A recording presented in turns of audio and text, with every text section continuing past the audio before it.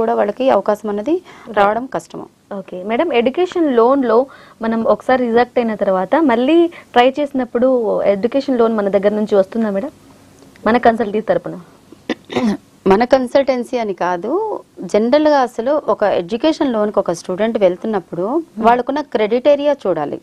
Okay, ఇప్పుడు ఒక parent ఉంటారు సమ్ XYZ, వాళ్ళ పిల్లల్ని నెక్స్ట్ ఇయర్ వాళ్ళు పంపించాలి అని అనుకుంటున్నారు.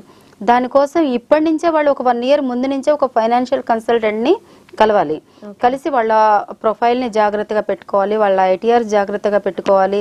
లేదు ఇందాక మనకి కాల్లో మాట్లాడిన అమ్మాయిలాగా ఏంటంటే అట్లీస్ట్ ప్రొఫైల్ లేదు పేరెంట్కి, she should maintain that eligibility test, GRE, IELTS, TOEFL ఇట్లాంటివన్నీ కరెక్ట్గా రాయాలి.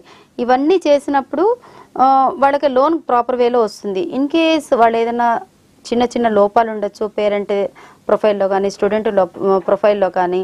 బట్ ఇప్పుడు ఏమవుతుందంటే ఈ కొంతమంది కన్సల్టెంట్స్ లేకపోతే బ్యాంకర్స్ బ్యాగ్ వేసుకొని ప్రతి వాళ్ళు మార్కెట్లోకి వచ్చేస్తున్నారు. వీళ్ళు ఇంకొకటి పేర్లు అవసరం లేదు, కొన్ని కార్పొరేట్ ఆఫీసెస్ ఉన్నాయి. వీళ్ళు ఏం చేస్తారంటే they use to collect the student profile. Okay, loan వచ్చిందా రాలేదా అన్నది వాళ్ళకి అనవసరం. వాళ్ళు తీసుకెళ్ళి ఆ ఫైల్ని ఇక్కడి నుంచి అక్కడికి ఇంకొక బ్యాంక్కి, ఫర్ ఎగ్జాంపుల్ ఒక సమ్ XYZ బ్యాంక్లో అది రిజెక్ట్ అయింది. ఎందుకు రిజెక్ట్ అయిందన్న రీజన్ వాళ్ళకి అవసరం లేదు. స్టూడెంట్కి దీనివల్ల లాభమా నష్టమా అన్నది కూడా వాళ్ళకి అవసరం లేదు. A నుంచి B బ్యాంక్లో వేస్తారు, B బ్యాంక్లో కూడా మళ్ళీ రిజెక్ట్ అవుతుంది, అక్కడ కూడా డోర్ క్లోజ్ చేస్తారు. అక్కడ కూడా వాళ్ళకి రీజన్ ఏంటనేది అవగాహన చేసుకునేటువంటి కెపాసిటీ వాళ్ళ దగ్గర ఉండదు. B నుంచి తీసుకెళ్లి C బ్యాంక్లో వేస్తారు.